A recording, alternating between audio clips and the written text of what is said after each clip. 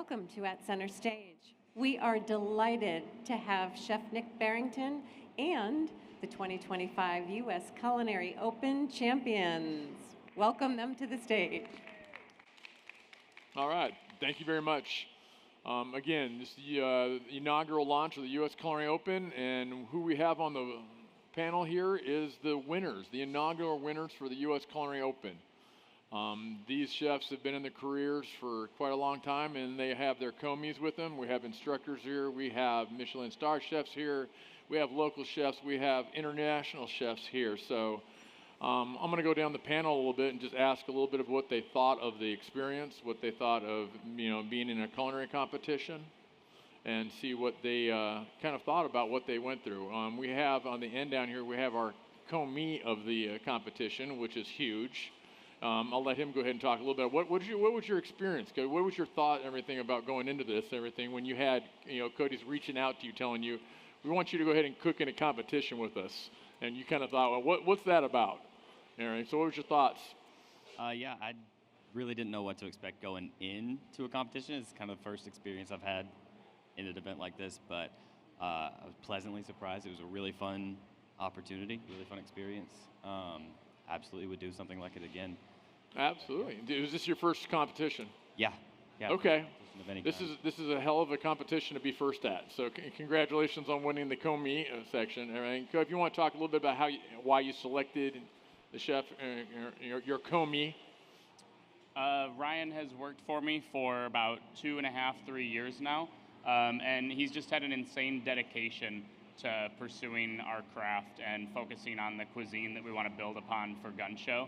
Ryan's always the first in the door and he's the last to leave, and that dedication carries on through his food and the way that he supports everything that I want us to accomplish. And so that's why I trust him. He's one of 2 people that have a key to the restaurant, and he has that for a reason. Oh, that's excellent. Building that partnership, that trust is phenomenal, and mentorship like that. Yeah. I mean, what's the storyline behind your restaurant and what he cooks? If you want to explain a little bit about where you're coming from. So we work at a restaurant called Gun Show here in Atlanta. And essentially it operates as kind of like a large version of like a kitchen counter. All of the chefs run the food to you and talk to you about the food that they're making. Outside of that, Ryan does cook the steelhead dish that we did, the salmon setup today. Excellent. We serve that at the restaurant currently, and it's honestly one of our favorite snacks. Excellent, fantastic. Well, again, congratulations and everything on being selected out of 51 applicants, so congratulations. I'm going to go down here to Chef Nicholas from Chile. All right, what was your experience, everything, coming from Chile to compete in America? ¿Cómo fue tu experiencia de venir aquí a los Estados Unidos a competir viniendo desde Chile? Bueno, siempre para nosotros es súper importante comprender que para los latinos siempre el tema de las competencias culinarias es súper complejo. Socialmente es difícil venir del continente de donde nosotros venimos y no venir a pasear o a conocer, sino que venir a competir. Por ende, no solo venir a Estados Unidos, ir a cualquier país del mundo donde nosotros podamos representar a nuestra bandera, siempre va a ser un honor, porque es un poco lo que hemos trabajado el último tiempo, de mostrar nuestra cocina, nuestro continente, a través de las competencias. Cool. Well, Nicolas said that coming from Latin America and coming from a place where sometimes it's difficult to get out in the world, so being able to be here to compete and to get a prize, it's unbelievable, and it's such a great honor. So being able to not only represent Chile and Latin America, it's just heartwarming and incredible sensation. Absolutely. As you can tell, he's not from Atlanta. So thank you very much for going ahead and coming from Chile. It's been a pleasure and honor to have an international competitor. Gracias. Also, we had chefs from all over the United States, which was a blessing. A mix of everybody. So we have restaurant chefs, we have instructors, we have Michelin star, we have private chefs. The dynamic across the board here is quite interesting, but it speaks to what we are as chefs, and there's so many different opportunities as a chef to go ahead and be in different locations of what we do. And what I found interesting is what chefs believe we are can always come back to teaching the art. We teach each other. So we teach our commis, we teach those that come into the restaurant how we cook our food, the love of the food that we do. So I was going to reach down here to Lance and talk a little bit about the fact that Lance comes from the educational side, and the commis that he has is somebody from the school. So if you want to go ahead and talk a little bit about your experience of picking who you picked, where you came from, and the experience coming into the U.S. Culinary Open. Sure, thank you. Well, at the CIA, I do a lot of the coaching of the culinary competitions for students, and this past year, our Skills USA competition, which is actually the Nationals, is held right here in the same convention center. Se-chan, who's my commis, he was the national winner, the national champion. And coaching him all throughout last year, it was an obvious and natural choice. Yeah.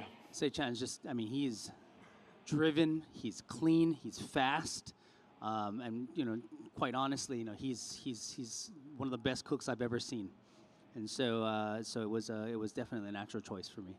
That's excellent. I mean, so picking a commis in that development of a young chef, as we all go ahead and had to pick our commis from 18 to 25 years of age, I think that was the hardest individual challenge, I think, for most. I mean, to try to find that commis, that 18 to 25 window. I mean, how difficult do you believe that is now in our industry and everything? Trying to find individuals at that 18 to 25 year age bracket, that are interested and willing to go ahead and put themselves out there in culinary, sort of like at this level of culinary competition, going against with international chefs, and challenge chefs like this.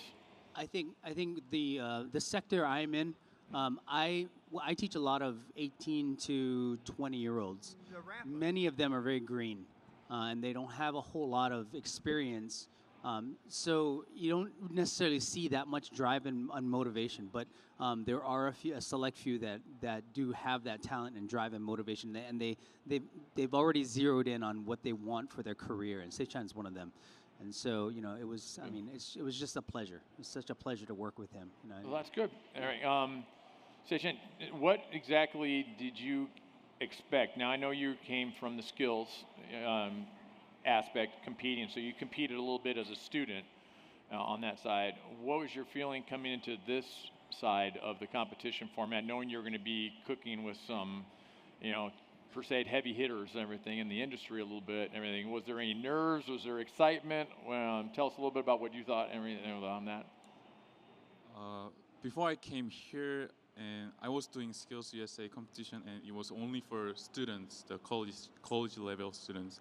So it wasn't nervous like this, but this time was much nervous than at any other competition. I also have done some of the competition when I was in Korea, but it was also within the students. But this time I'm complete with awesome professional chefs, so it was pretty nervous. So that's why we have practiced like so many times. So we try to be really prepared for this. Excellent. Can I say that? During practices, anytime I had any kind of inkling to possibly cut any kind of corner, Se-chan wouldn't let me. Oh, that's good. No, we're going to do it the right way. We're going to make it taste really, really good. So I'm just, I'm very thankful. That's good. You need to have that push. I think it goes both ways with your chefs. As you said, Cody, he has a key to the restaurant. That's a level of trust that we build and everything with those commis, those younger chefs that are coming into our locations. It's huge. Now to go to our winner here, actually, being at the level of the restaurant that you have at Atlas and having younger chefs, you have a larger brigade system that you're carrying on in that location. What was your criteria? What was your thought process when you're trying to go? I know it's 18 to 25, but what were you looking for thought process that you wanted to have somebody next to you and everything in that kitchen? Everything. Obviously, you're busy and you're traveling, but how do you select that individual going, okay, this is who I want next to me? I think it all boils down to the skills and attributes that I was looking for was hungry, willing to learn, and with the right drive. We have 3 hours to prepare the dishes that we do, and Yeah. you need someone by your side that's, ready for action. And Mike's the man. That's good. I mean, again, at the level you go ahead and cook at Alice, the food that you're going to prepare, the food that we saw come out to the judges, I mean, that's something that has to be pushed and everything forward with those chefs to understand not only the techniques but the thought process behind it. As chefs, we tell a story. So we're telling who we are, what we've learned, and where we came from a little bit and everything from that aspect. Was there any aspect and everything that he kind of brought any of his story, any of his kind of skill set into it, or was it more of a mentorship on that?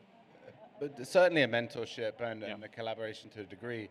But we want to represent our food, certainly my food philosophy, in a short period of time. So you almost reverse engineer the process. So the planning was extremely fun, because how do you deliver that food with those techniques and that story with the depth and flavor in a period of time like 3 hours? So we had a lot of fun planning it. We timed ourselves, we tested ourselves, we reverted back and pushed that even further, and then on the day we beat all our previous training times. So yeah, that's fantastic. The lead up to the event itself was very enjoyable.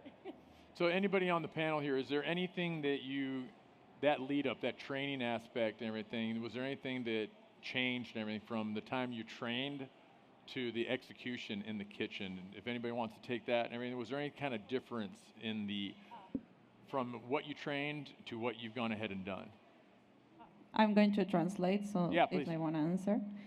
La pregunta fue como, si ustedes hicieron algo que cambió dentro del proceso, que fue el entrenamiento acá, así como algo que les haya tenido que salir de las manos y eso. ¿Pero le respondo? Si tú quieres. No, en el caso de nosotros veníamos de un proceso de entrenamiento bien complejo porque nos tocó en la misma fecha ir a Francia, estar acá y en paralelo preparar lo de Qatar. Entonces los entrenamientos fueron desde 4 o 5 meses para poder llegar a los 3 procesos en buenas condiciones. Pero se hizo todo lo que está planificado. In the case of the Chilean team, we already came from Baku in France, and as well from Qatar, which Nicolas was doing a master class. So before all of that, they already have done the recipes, and they already had they already have been practicing. So therefore, in this last month, they try to just keep on the detail and keep training. So here it was really similar to what we did in the last weeks. Excellent.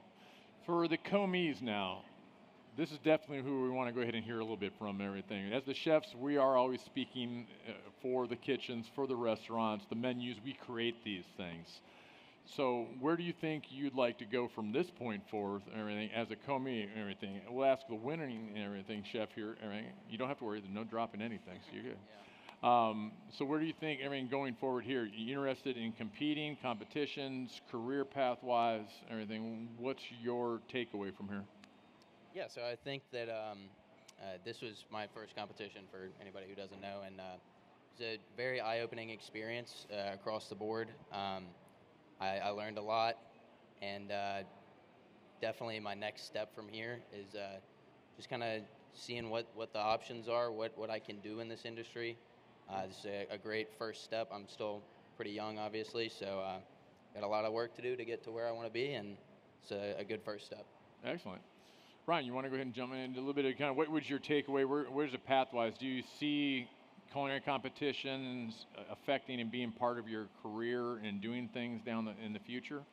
Yeah, I can absolutely see myself doing more events like this, but I think as far as my immediate future, I think I'm more interested in finding chefs that I am really, really inspired by, who are pushing the boundaries and trying to kind of push the next generation of what cuisine is going to be in America and the rest of the world, and just kind of latching onto them and trying to be a part of that wave, I think, of doing things that are really exciting and are sustainable and just pushing the boundaries really.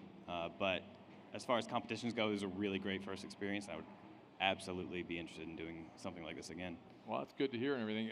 Having mentorships from Cody, what's that mean to you to have somebody like this and everything that goes ahead and has selected you to go ahead and compete side by side? It means everything. It means the world. Is a huge honor. Having worked so closely with Cody, it's a small team at Gun Show, so he's very involved in what we do every day. It's not really something we have to reach out for to get his attention. He is always there, always willing to help us and learn, and it's been a fantastic experience. I mean, in the 2 years plus that I've been at Gun Show, I've learned more than my entire career combined. I mean, it's been incredible, and he's just always there to give us whatever resources we need, and it was just a huge honor to be picked by him to help him out here. I think we work well together, and we kind of speak each other's language, so it really showed out in this competition, I think. Well, that's fantastic. That goes to show, again, that mentorship, that growth of what we do and everything. Our industry is not going to go ahead and sustain if we don't have those individuals like Cody and yourself selecting people like you and again, handing the keys over, just for say, to go ahead and lead us in those areas. Same thing with chefs. We're all trying to lead each other on those. For Nicholas, what's exactly the selection process that he utilized and everything to select Margarita to go ahead and compete with him as a commis? ¿Qué fue lo que te llevó a escoger a Margarita para que ella fuera tu commis aquí y vivir el proceso con ella?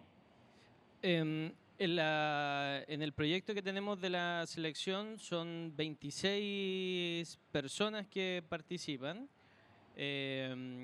Y lo que nosotros hacemos es que hay siempre objetivos a largo plazo. Por ejemplo, ahora estamos el año pasado y este año son para preparar al equipo para Luxemburgo. Entonces, de ese equipo, las 10, 12 personas que tienen que ir, tienen que sí o sí haber pasado por competencias previas. Entonces, hay todo un proceso de responsabilidad, de lo que uno va observando como coach, de su desempeño, para que nosotros podamos decir, ok, esta persona tiene habilidades o tiene el compromiso de estar. Y luego de eso ya es sumergirlas en un proceso de entrenamiento muy fuerte para que lleguen bien preparadas. So in the Chilean team, there's 27 people, and right now we are going through a process which is practicing for going to Luxembourg. So therefore, the team that's going to be there need to practice along the year. So Margarita, it's one of the people that will go. So for him, it's really important to her to practice and put her in this kind of pressure. So she will be ready to slay in Luxembourg. Y es importante que entiendan de que entrar un box, lo más difícil es el manejo de las emociones dentro de él. Por ende, Margarita partió como chef manager en Francia para que entendiera la logística, luego de comis, para luego ella liderar un proceso.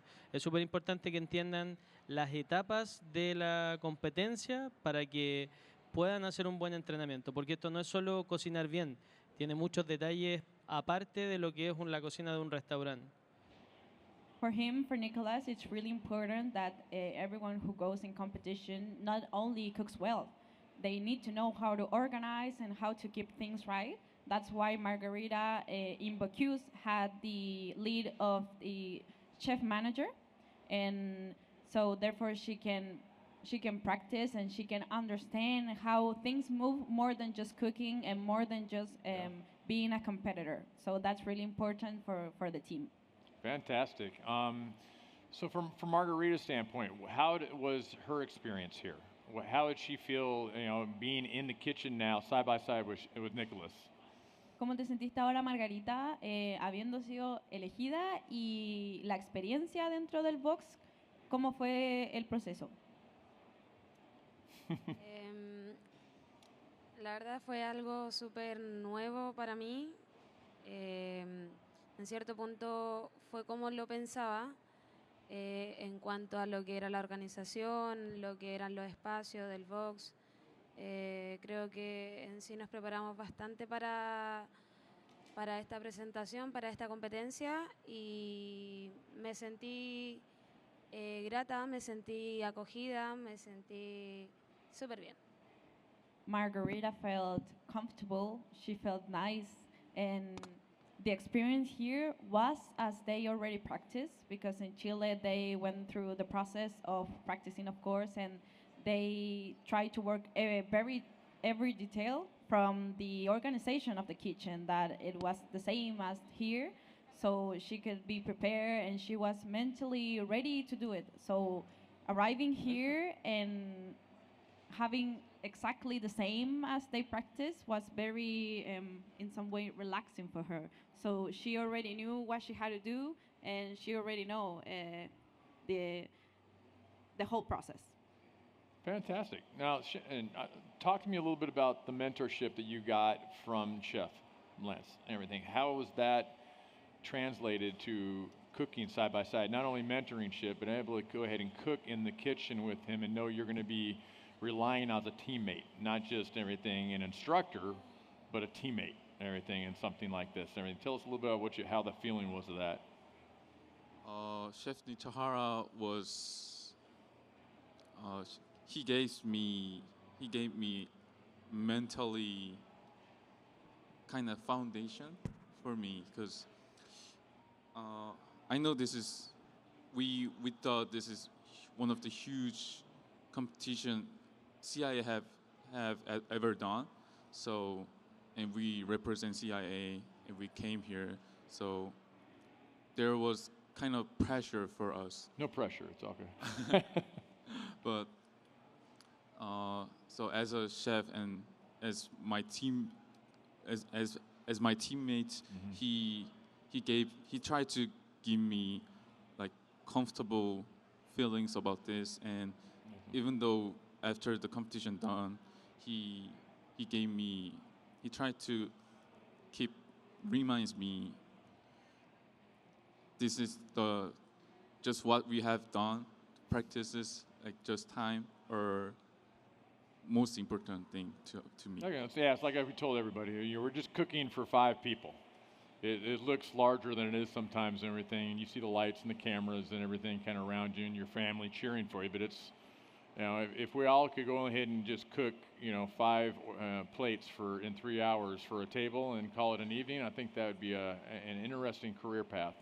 Maybe a little boring sometimes, but it would be an interesting career path. So give me a little feedback and everything for what you guys took away from the competition, being at this environment of NAFEM, being at this largest, food equipment show in the country, football-sized fields of equipment. What was your takeaway? Did you have a chance to kind of go and see the show a little bit here? What was your experience and everything being here at NAFEM itself and the competition? If you want to start off, you can start.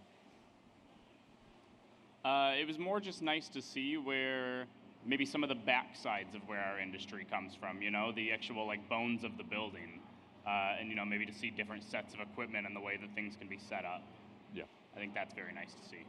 We focus so much on the things that are maybe more important to us as chefs, the farmers, the purveyors, the people that we actually get to work with on a daily basis, but we don't talk much about, the way that maybe the equipment affects our day-to-day as well.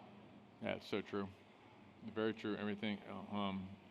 Freddie, what's your kind of takeaway being around this kind of environment? You're also, you're European, you come into the U.S., you're doing these different kitchens, you're doing these shows like this, competitions. What was your takeaway of kind of being around this large of environment in Atlanta, in this platform? If you want to go ahead and speak a little bit to that. No, the experience was awesome. It was great to see new products, new technologies, see some old friends, make some new friends. Whether it's plateware or new ovens, there's lots of fun things to take away. That's good. It's kind of very much like Cody was saying. Everything as chefs, we focus a lot on the food, on the the farm to table, that aspect. But I think now chefs nowadays are taking that well-rounded version of looking at everything: the equipment, the food, and the chef. So making that kind of full synergy, I think, is really kind of important for us to understand. There's technology out there now that can go ahead and help us create some even more impressive dishes, taking those classical techniques and just modernizing them a little bit, putting a happy face on something, so that was good. we love those little small touches and everything that chefs put into things. As we noticed everything, I believe you had a printed sheet, edible sheet and everything. If you want to talk a little bit about that, I think that was very interesting. A lot of buzz around that when they were doing that. Oh, good. Yeah, thank you. We like to have a little whimsy in our food. You know, we take ourselves seriously, but not that seriously. We call it our little graffiti pen. Graffiti pen, I like that. Okay. Yeah, so I can't give away all our secrets, but it's a fun thing, and it's a little signature of Atlas now. That's good. I mean, again, it's bringing in that technology, but still keeping it a personal touch. The chef's aspect at gun show and everything, that guest to chef interaction that doesn't occur all the time.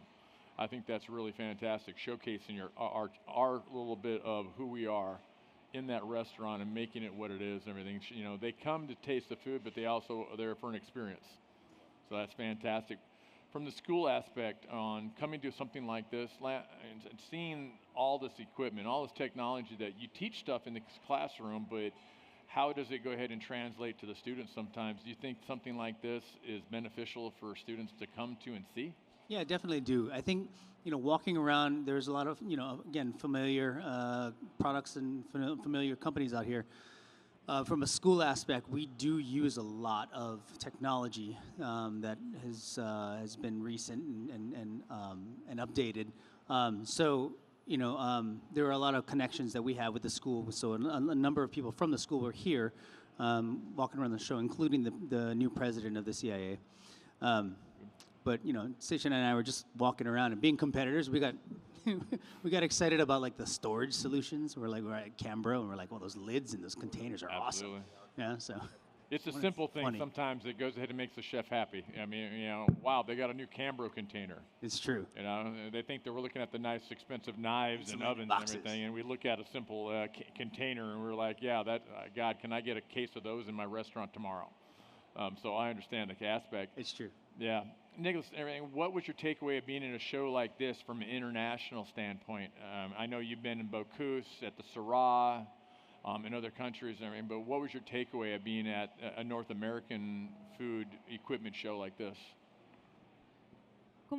Más que te sentiste, cómo lo viste el tema de la equipación que teníamos aquí? Por ejemplo, tienes los hornos, que todo es como de los Rational y toda esta equipación que es nueva y es de punta. Entonces, ¿qué te parece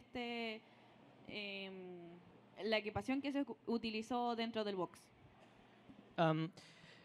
En los análisis de las competencias nosotros sabemos la seriedad o el profesionalismo que nos vamos a encontrar en detalles que no tienen que ver con los competidores a los cuales te enfrentas o los jueces que tienes, sino que tiene que ver con cómo la organización comprende que tendría que ser una competencia. Una competencia es una acción para demostrar técnica, para demostrar habilidad, para demostrar que en el mismo tiempo todos los competidores, quién es capaz de hacer más y bien su trabajo. Por ende, cuando en la organización tenemos tecnología y un espacio cómodo para trabajar como el que había, no hay excusas para poder hacer un mal trabajo. Entonces, el profesionalismo para nosotros es medirlo a través de eso, y sí se cumplió en totalidad. When we're talking about these competitions, sometimes it's often seeing that you don't have the best supplies for it. So for him to see all this quality, it leads to a great organization. So he knows that if the equipment that they will have, it's the latest and it's like the finest, therefore everyone can do a great work. So they are not going to flop, but so they're not going to. There's no. They won't fail. Excuse. Yeah. There's no excuse to do a bad work because in here you're doing technique. You're doing more than just a flavorful dish. So for him, it's a really great experience and a great feeling having this excellent equipment. Excellent. Now, what I want to go ahead and ask, and I want to go down the panel here because it's very interesting, the caliber of chefs we have here, the generations of chefs that we have on the panel here. where do you see culinary kind of going in the next, 5-10 years right now? As chefs, we're pushing the limits on what we want to do, and we're taking hints and trends from other countries, other aspects. So we look at each other's food, we look at each other's style that we do. And I always like to tell Steph and everything, chefs are the best thieves in the world because we'll take somebody's idea or a little bit of something and make it our own and signature. So, I mean, I'll start down here, Cody. Where do you think culinary is kind of going now in the next, decade and everything? Seeing all this technology, the equipment, food, farm to table, organic, non-GMO, all these things. Where do you think it's kind of going right now? Well, I don't necessarily, none of us know where it's going, but I think it's interesting to see where it's going in terms of, maybe 15 years ago, it was a lot about gastronomy. It was restaurants like El Bulli that really pushed everybody to, you see the influence of Alinea and everything else after that, Wiley Dufresne. And then after that, you see the Nordic movement, where it just becomes, where do things come from? How much of it can we forage? How can we display our food in seasons over time? And how much we've adapted that now of like, how can we preserve as much as we can from our local suppliers and then showcase that throughout time. So I think those two are going to start to slowly converge upon each other into like just storytelling for guests. I think you're going to see, maybe things become, I think going out is an experience, but maybe it becomes a little bit less, as chefs, we can be very pretentious ego people because we're very excited and we got to showcase what we have. But I think it'll become a little bit more personal and a little bit closer in like the touch to the table. And like, hopefully we see more restaurants that operate as kitchen counters where you actually, spend more time with the chefs as opposed to, anybody else in the restaurant so that you can have that conversation about the purveyors and the techniques, I'd like to see our farming practices be more focused on with the chefs. So a little more of that interactional aspect and everything is what you're talking about. I like that and everything. Fred, what do you think on a little bit of the same concept? Yeah, it's a tough one. I think in our genre of restaurant, we don't forget that people come to eat. So we don't veer too far from the classics, understanding that, things were done very well for a reason. We love to incorporate whimsy in the food, but we don't stray too far away. Kind of keeping that path a little bit, yeah. And I'll piggyback off what you said with storytelling. Like, we can do good food, good service, and good wine, but what's the why? What's the reason? And where's the depth to each one of those categories in the restaurant? Excellent. So we focus on that, and we're just going to do our part to continue to evolve and make our little mark as best we can. I think education is key. So I really respect what you guys do, because we have to teach the next generation as good or better than we learned. Otherwise, it's going to disappear. So it's a science. It's complicated, but I think if we're all doing our part, it's going to head in the right direction and onwards and up from here. We love it. Do you think that's a little bit of the learning kind of almost both ways and everything? We're kind of taking those classical dishes and also learning from some of the new techniques that are coming in, but still staying true to those classical dishes. Yeah, of course. And like I said, we've got to teach our apprentices as good or better than we learn, and absolutely, we've never been in that position. We were on the receiving end, and now we become the educators without knowing. So it's I like that. Constant evolution. Do you want to kind of piggyback on that a little? Sure. I mean, I think I'll go off of what Cody said too.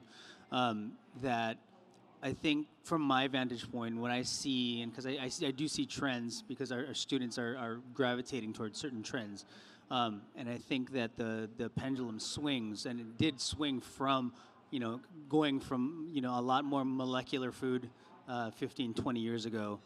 Now I think what we're seeing is a lot more of a ingredient-driven, source-driven cuisines, flavor-driven cuisines, rather than I think what used to be more visually oriented, pretty food.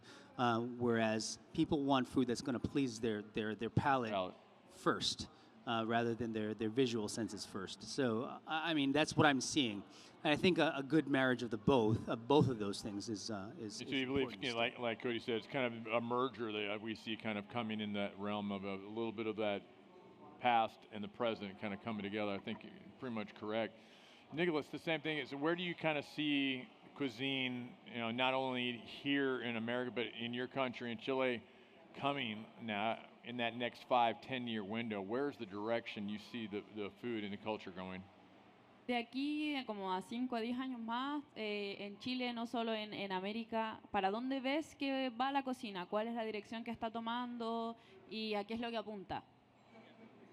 Te voy a ir hablando como por trozos para que sí... Y porfa. Ya. Latinoamérica tiene una posición totalmente distinta a lo que se da acá en Estados Unidos. Well, he's going to speak in parts because I cannot remember everything. It's all right. So, the first part. In Latin America, we have a different position of what things are in terms of not only cooking, in terms of like education and all those things. Primero, en el área gastronómica es muy complejo esperar que Latinoamérica avance mucho más en la calidad de sus restaurantes, en la calidad de su comida, si no se avanza en la calidad de su educación.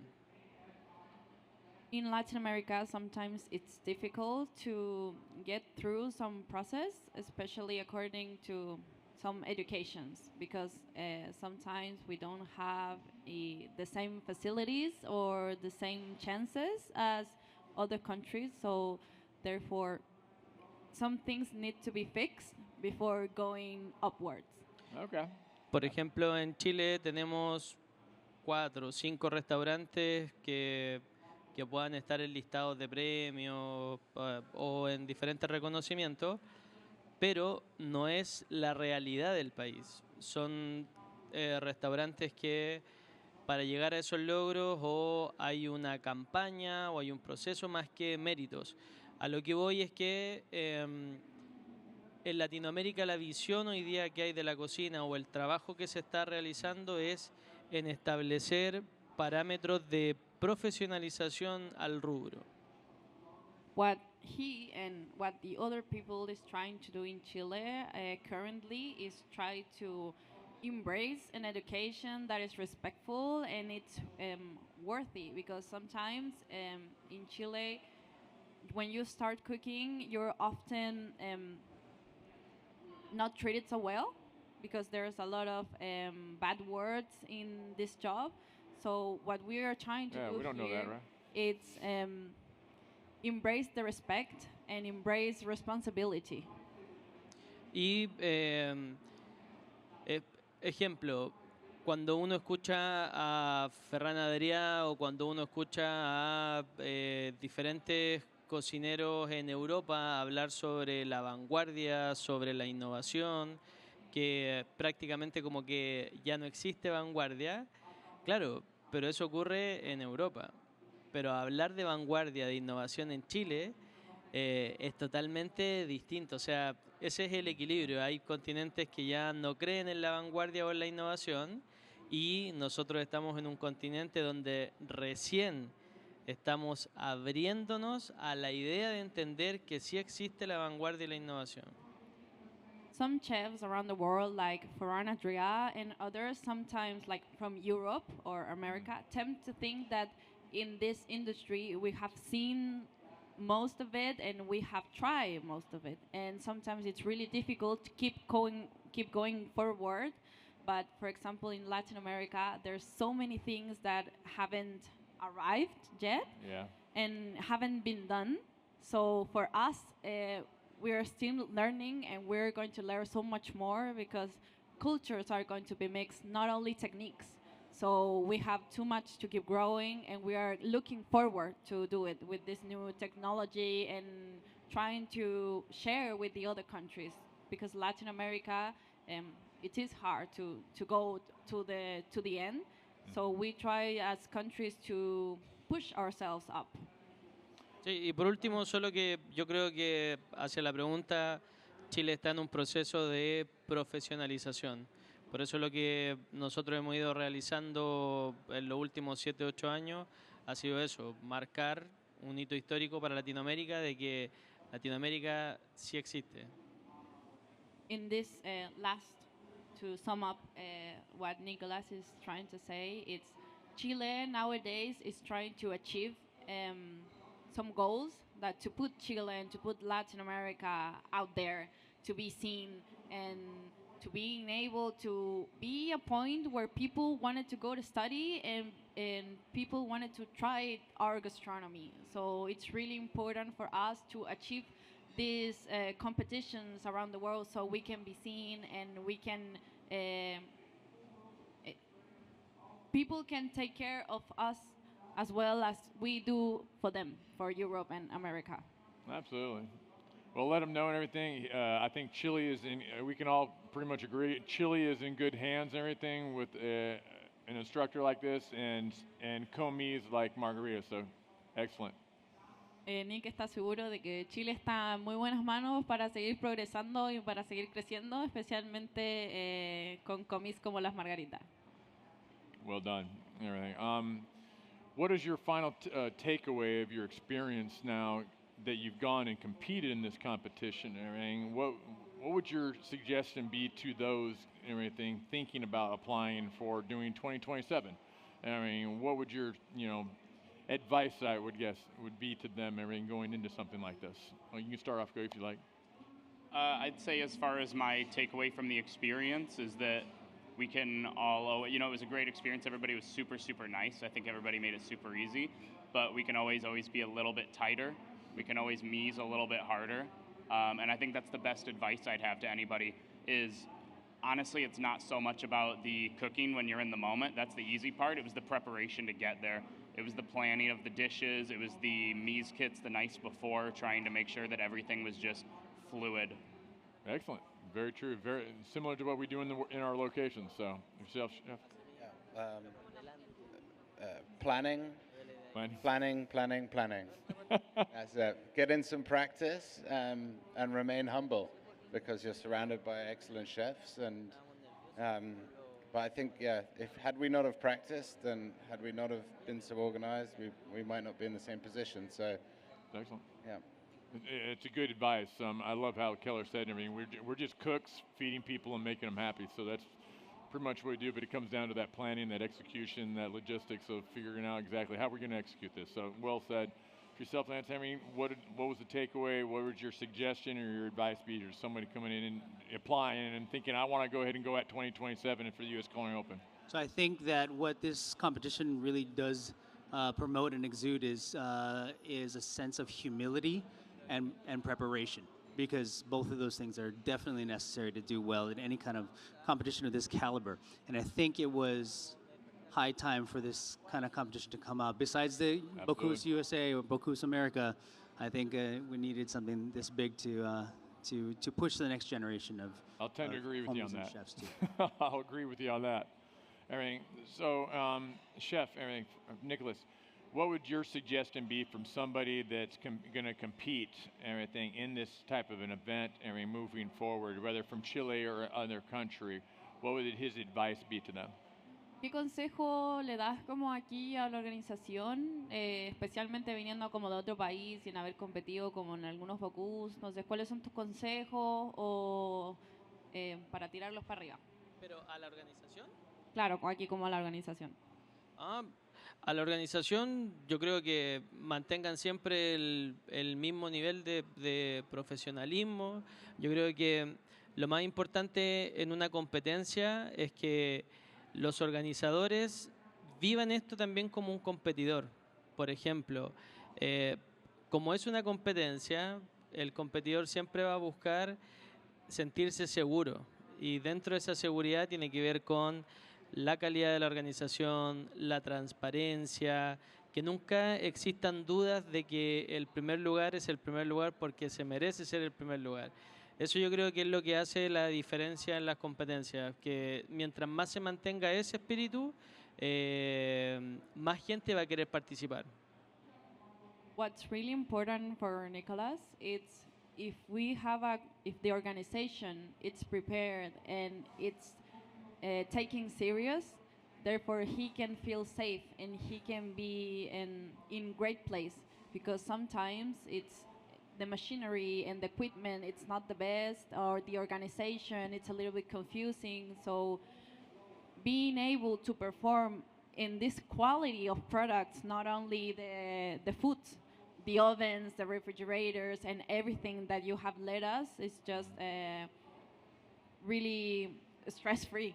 So they can deliver really well. So that's the key ingredient to a great competition. Having a great equipment, having a great team. Not only the ones who are competing, the people who is around and it's organizing everything. I think it makes a lot of sense to what everybody kind of said is tying everything together. Not only having the best chefs cooking, but it's the best food and ingredients with the best equipment. I think that's the secret ingredient is putting those three together, having the best equipment to work with, having the best chefs, given the best ingredients. That is kind of the secret sauce, I would say, and everything is having those individuals like ourselves here to go ahead and grab young chefs that we have here, our commies, pass on that knowledge, pass on that technique and skill, but while also engaging with new equipment and new techniques, while, like Frey said, everything's keeping to those classics. Teach them the classics, teach them those fundamentals that we can build upon, but while still pushing ourselves to these locations and trying these competitions, bringing those chefs in and allowing them to experience something like this, I think is tremendous. To go ahead and allow them to experience this, it will just change their trajectory of where they're at and where they're going. So kudos to everybody here, and it's been fantastic, and I wish everybody the absolute best, and thank you for competing in the U.S. Culinary Open. Well done. Thank you. All right.